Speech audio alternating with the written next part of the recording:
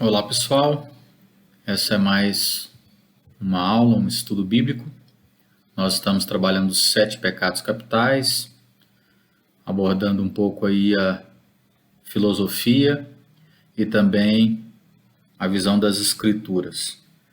Nosso último contato nós falamos que a doutrina dos pecados capitais ela encontra sua expressão máxima no tratamento que Tomás de Aquino, o santo e principal teólogo do catolicismo romano, ele dá, né, esse acabamento e enumera esses vícios capitais.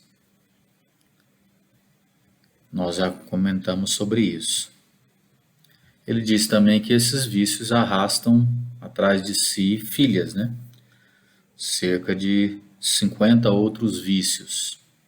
Essa ideia de vício tem a ver com como a palavra caput, né? Que é cabeça, por isso capital. A ideia de derivado de capo da máfia, né? São chefões, né? Que comandam outros vícios subordinados. Então, os 7 pecados capitais são o tronco dessa árvore de onde os outros se ramificam. Nós falamos sobre isso. O amor está no centro das virtudes e dos vícios. Então, enquanto as virtudes se derivam do amor, os vícios derivam do amor doentio, né? Da falta desse amor. Então, nós terminamos assim o nosso último contato e eu quero continuar, então, falando aí dessa abordagem partindo de Tomás de Aquino, daquilo que Tomás de Aquino chama de mãe dos 7 pecados, a supérbia ou a soberba. Tomás de Aquino faz algumas considerações interessantes. Primeiro, ele faz uma distinção entre bem e mal nos vícios capitais. Ele distingue bem e mal. O que seria isso? Você tem então aí, na visão de Tomás de Aquino, nos vícios capitais, o bem e o mal eles funcionam usando essa ideia de atração e de repulsão. Então, tomemos aí um exemplo. E para Tomás de Aquino, pela mesma razão, o homem busca um bem e foge do mal oposto. Então, por exemplo, o guloso, ele procura ou ele busca os prazeres dos alimentos porque ele deseja evitar a tristeza da falta deles.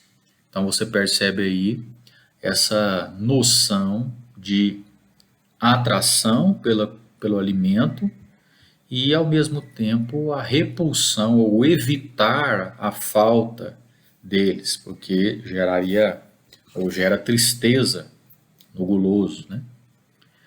Então, o bem atrai o desejo, mas pode haver em torno do bem razões especiais pelas quais um homem deva evitar esse bem. Por isso que para Tomás de Aquino, o bem do homem, ele é tríplice. Você vê isso nessa próxima imagem. O bem do homem é tríplice porque Tomás de Aquino fala sobre, por exemplo, o bem da alma, né? Que na visão de Tomás de Aquino é um bem imaginado, ou seja, a superioridade da honra e da glória que se dirige à soberba e à vaidade. O bem do corpo, que diz respeito à conservação do indivíduo pelo alimento. Esse bem dirige-se à gula. Né? Então, o bem do corpo, enquanto conservação da espécie, né? Por esses prazeres também venéreos, compete à luxúria. Então, volta-se para o bem das coisas exteriores, que é próprio da avareza. Então, perceba o bem da alma, a vaidade, o bem do corpo, a gula ou luxúria, e o bem das coisas exteriores, que seria a ideia de avareza. Então, Essa noção é interessante para entendermos a visão de Tomás de Aquino dos sete pecados, porque ele fala desse bem como sendo algo tríplice no homem. Os outros três vícios são apresentados como um duplo movimento da vontade. Então você tem fuga, assídia, inveja e a rebelião, a ira. Então, Aquino aborda os vícios em termos de ir além ou ficar aquém. Então, por exemplo, o desejo de conhecer é natural ao homem. E aí você vê esse desejo de conhecer. Ora, buscar o conhecimento é virtuoso e é louvável. Ir além dessa regra é o pecado da curiositas, né?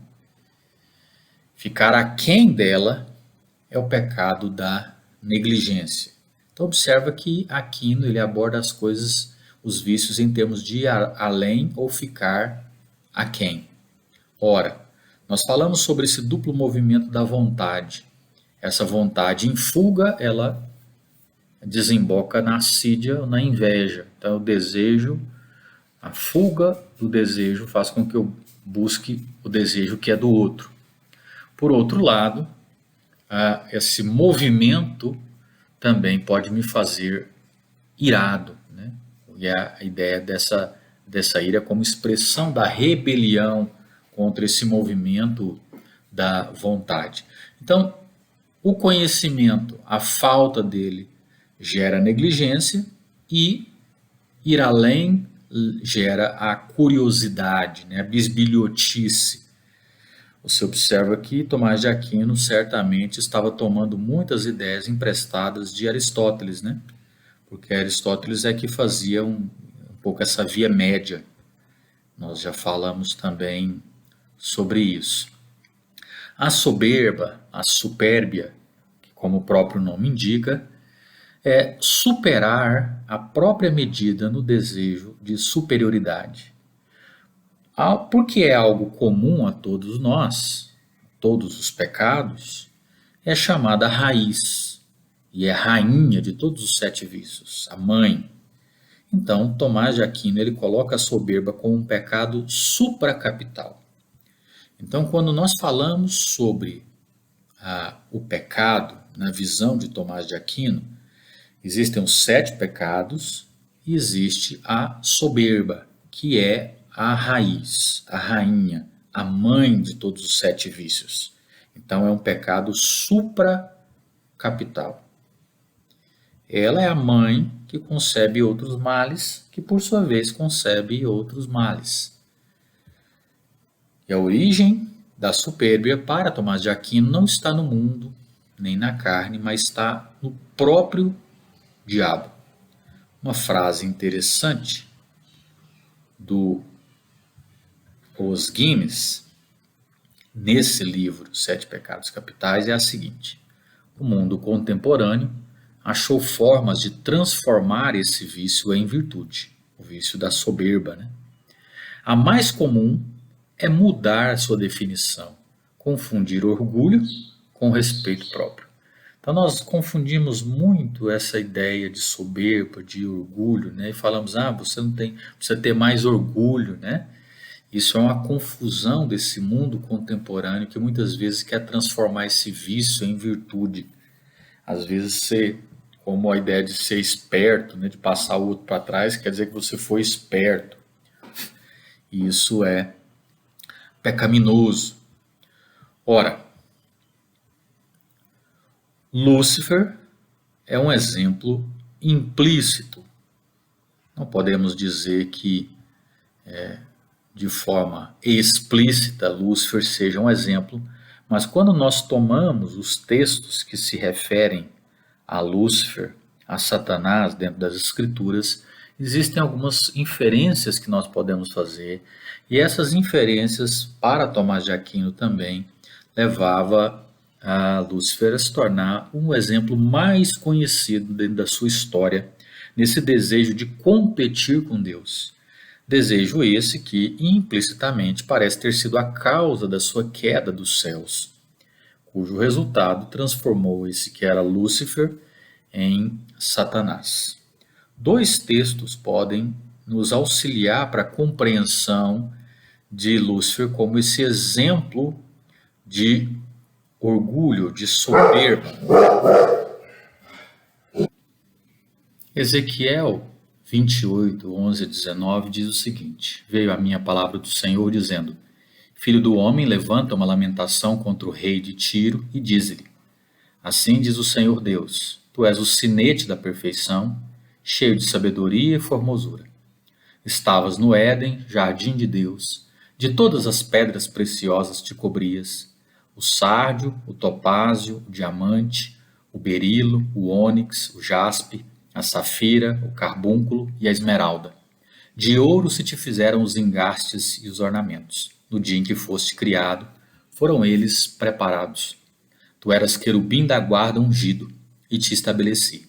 Permanecias no monte santo de Deus, no brilho das pedras andavas. Perfeito eras nos teus caminhos, desde o dia em que foste criado, até que se achou iniquidade em ti. Na multiplicação do teu comércio se encheu o teu interior de violência e pecaste. Pelo que te lançarei profanado fora do monte de Deus, e te farei perecer, ó querubim da guarda, em meio ao brilho das pedras. Elevou-se o teu coração por causa da tua formosura, corrompeste a tua sabedoria por causa do teu resplendor.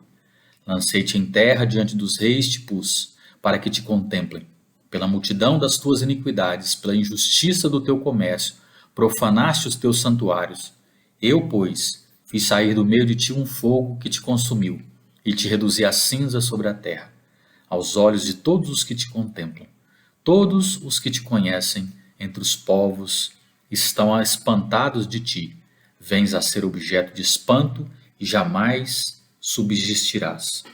Ora, esse texto das Escrituras, ele faz e traz uma inferência sobre Satanás. É lógico que a relação é com o rei chamado o rei de Tiro, né? E essa relação ela é exposta de forma muito interessante num livro do Frederick Jennings, intitulado Satanás, Sua Pessoa, Obra e Destino. Esse livro expõe uma hipótese favorável sobre Satanás como sendo esse querubim da guarda em Ezequiel 28. Na verdade, muitos teólogos falam que essa é uma analogia que Ezequiel faz relacionando o rei de Tiro com Satanás e o orgulho, a soberba do rei com a soberba e orgulho também de Satanás. Segundo esse autor, o que é atribuído ao rei de Tiro não poderia ser dito de um homem. Então, para ele, Satanás é esse Lúcifer. Nós vamos ler o próximo texto, que é Isaías 14, mas é interessante que o próprio Gerhard van Groningen também, ele tem uma tendência a aceitar também essa hipótese, né? Embora, como nós estamos vendo, tenha a ver com algo implícito. O próximo texto que faz uma referência a Lúcifer, a Satanás, também é possivelmente conhecido por vocês. Isaías 14, de 12 a 15, diz o seguinte: Como caíste do céu, ó estrela da manhã, filho da alva, como foste lançado por terra, tu que debilitavas as nações, tu dizias no teu coração: Eu subirei ao céu, acima das estrelas de Deus, exaltarei o meu trono, e no monte da congregação me assentarei, nas extremidades do norte. Subirei acima das mais altas nuvens e serei semelhante ao Altíssimo. Contudo, serás precipitado para o reino dos mortos, no mais profundo abismo. De novo, esse texto é dito que se refere a Satanás como um indivíduo diabólico que é um querubim caído, como simbolizado pela queda do rei da Babilônia, aqui em Isaías 14, de 9 a 15. Quem diz isso é esse autor desse livro, Aquela Antiga Serpente, o Diabo, um livro de 1954. Da mesma maneira, um autor reformado importante, Gerhard van Groningen, ele fala no seu livro Criação e Consumação também trazendo essa consideração como sendo uma hipótese interessante, ou seja, esse texto de Isaías 14 também se referia à queda do rei da Babilônia, como também uma referência à queda de Satanás, esse querubim caído. Então, Lúcifer ele se torna um exemplo aí dessa soberba, né? O que o transformou no diabo. 1 Timóteo, Paulo escreve a Timóteo, 1 Timóteo, talvez você se lembre desse texto, Paulo diz, não seja neófito, para não suceder que se ensoberbeça e incorra na condenação do diabo. O que Paulo está dizendo é que a soberba ou foi a condenação do próprio Satanás. Então, de alguma forma, o apóstolo Paulo parece acreditar nessa ideia implícita desses textos e também afirmar que esse foi o problema, né? O pecado de Lúcifer. Nós temos uma consideração interessante agora de forma explícita através do primeiro casal, Adão e Eva. Quando nós olhamos para os nossos primeiros pais, nós percebemos que eles foram tentados exatamente na soberba. Se você se lembra, o texto de Gênesis 3, verso 4 e 5 está aí, diz, então a serpente disse à mulher, é certo que não morrereis, porque Deus sabe que no dia em que dele comerdes, se vos abrirão os olhos, e como Deus sereis conhecedores do bem e do mal. Observe que o que o texto está dizendo aqui é que Satanás estava tentando esse primeiro casal, dizendo a eles, olha, vocês podem ser maiores, vocês são grandes, Deus está escondendo de vocês isso. Então ele tenta o primeiro casal exatamente nesse desejo de ser como Deus. Por isso ele diz, e como Deus sereis conhecedores do bem e do mal. O desejo da soberba presente em Lúcifer é o desejo que ele lança sobre esse primeiro casal. Como definido pelo dicionário inglês de Oxford, poderíamos dizer que orgulho é uma presunção irracional de superioridade. Observe, presunção irracional. Uma opinião arrogante das qualidades de si mesmo. Isso é uma definição muito interessante. Se tomarmos um livro, Dicionário do Diabo, de Ambrose Bierce, ele traz uma definição muito interessante sobre ego, né, sobre eu. Definindo o eu, então, ele diz, eu é a pessoa mais importante do universo. E egoísta, então, é uma pessoa com mau gosto, mais interessada nela do que em mim. Então, essa seria uma definição até engraçada de eu, né? Então, basicamente, o soberbo, ele tem essa presunção, essa opinião arrogante das qualidades de si mesmo. Do ponto de vista bíblico, o orgulho quebra o primeiro mandamento que diz, ame o Senhor, o seu Deus, de todo o seu coração, de toda a sua alma, de todo o seu entendimento, porque eu amo a mim mesmo. E, inevitavelmente, também quebra o segundo mandamento, que diz, ame o seu próximo como a si mesmo. Então, observe que o primeiro mandamento fala sobre amar a Deus, o segundo sobre amar o próximo, mas o que nós mais fazemos, por causa do orgulho, da soberbia, é amar nós mesmos. Acreditarmos que somos o centro do universo. Ou como um ditado judaico diz, quantas coisas uma pessoa não é capaz de fazer por amor a si mesmo. Bertrand Russell disse uma vez que se fosse possível todo homem gostaria de ser Deus. E ele completa dizendo, uns poucos têm dificuldade em admitir a sua impossibilidade, né, em acreditarem nisso. Então, reivindicar o direito a mim mesmo, a reivindicação do meu direito de ver as coisas da minha perspectiva, qualquer que seja a realidade. Isso tem a ver com supérbia. Irving Kristol, em 1998, disse que o destino dos Estados Unidos da América era ser a nação mais rica, mais livre, mais poderosa do mundo e permanecer assim para sempre. Hoje nós sabemos que isso não é a verdade, ainda que seja a tentativa da soberba americana desejar isso. Diziam que um professor do MIT dizia que a economia dos Estados Unidos nunca veria recessão por muitos anos. Eles não queriam recessão, não precisavam de recessão, e eles tinham todas as ferramentas para manter a expansão corrente, a progressão, o progresso do país, e ele dizia que esse desenvolvimento continuaria para sempre, o que nós sabemos que não é verdade também. O próprio presidente Clinton, em 1999, num discurso ao Congresso, ele disse que a promessa do futuro americano era ilimitada. Tudo isso certamente se encontra na noção fundamental de orgulho. O orgulho se encontra em formas individuais, ou seja, as neuroses comuns que nós temos, essa preocupação narcisista comigo mesmo. Então, a primeira forma do orgulho é algo individual. Segundo, nós podemos falar do orgulho em formas coletivas. Por exemplo, o racismo, né? Eu tenho orgulho da minha raça, ou da minha etnia. Então, isso é uma espécie de uma forma coletiva, como Hitler e os seus seguidores. Também podemos falar de orgulho, esses grandes atos criminosos da história, como eu citei, o próprio Hitler, né? E muitos desses atos criminosos têm a ver com essa busca de soberba, de orgulho mesmo.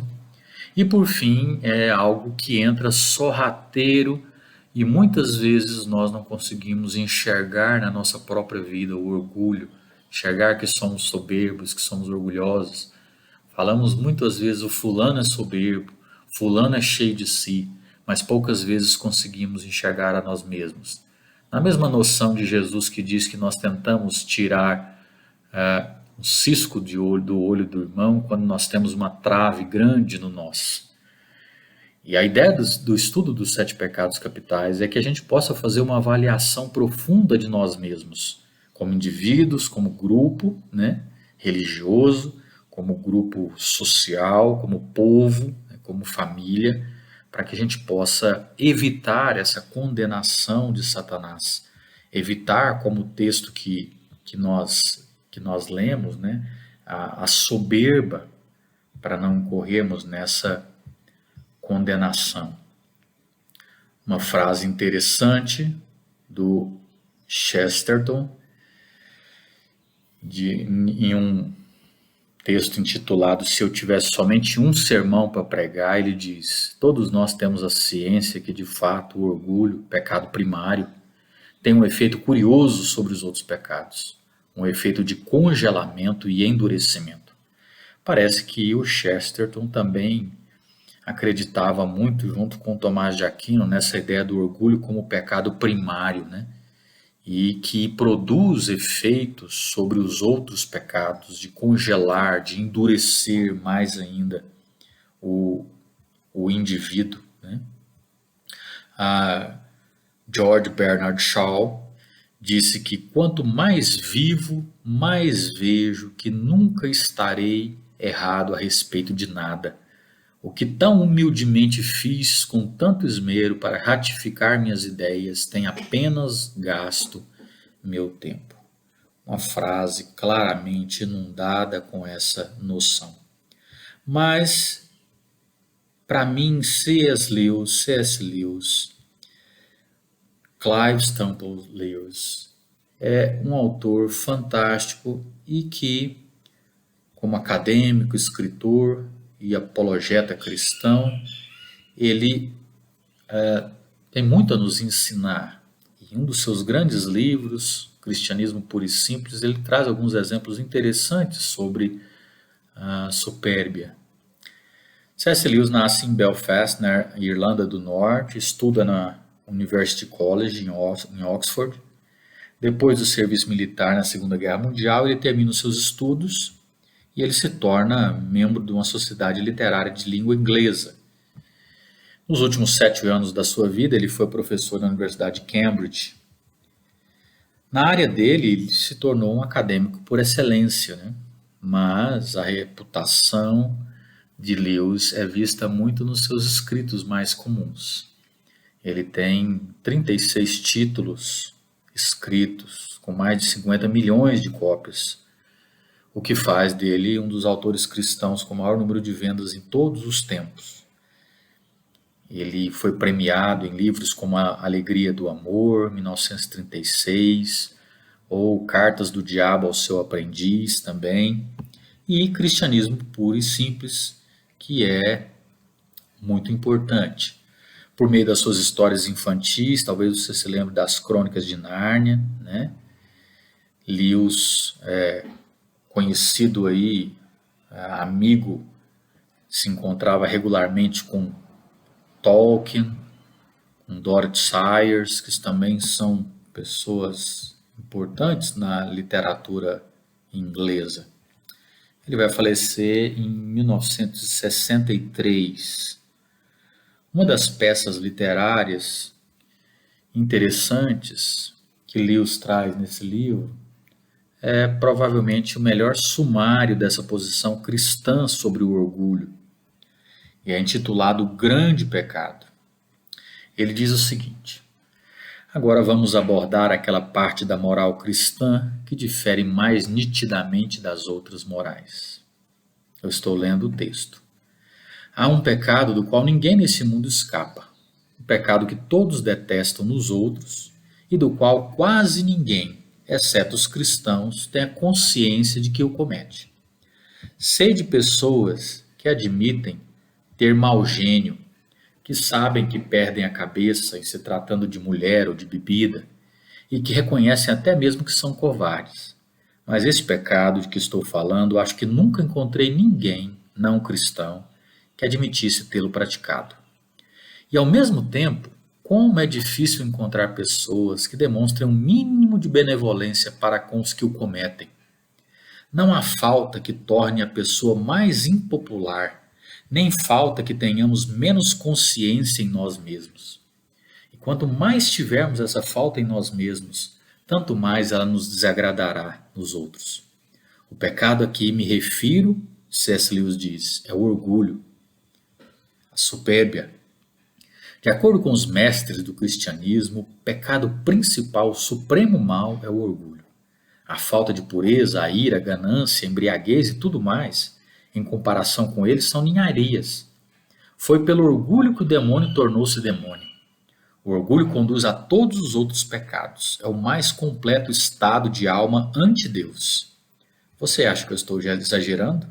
Se acha, pense bem no caso. Observei há pouco que quanto mais orgulho se tem, mais esse pecado nos desagrada nos outros. De fato, se quisermos descobrir o quanto somos orgulhosos, o método mais fácil é perguntar a nós mesmos: quanto me desagrada ver os outros me desprezarem, recusarem-se a me dar qualquer atenção, intrometerem-se em minha vida, tratarem-me como ares paternos ou se exibirem com ostentação? O problema é que o orgulho de cada um compete com o orgulho de todos os demais. É porque eu queria ser o destaque da festa que me aborreço todo, quando um outro é que ficou com a proeminência. Dois bicudos não se beijam. Bem, o que precisamos ver claramente é que o orgulho é essencialmente competidor. É competidor por sua própria natureza, enquanto que os outros pecados são, por assim dizer, competidores apenas por acaso.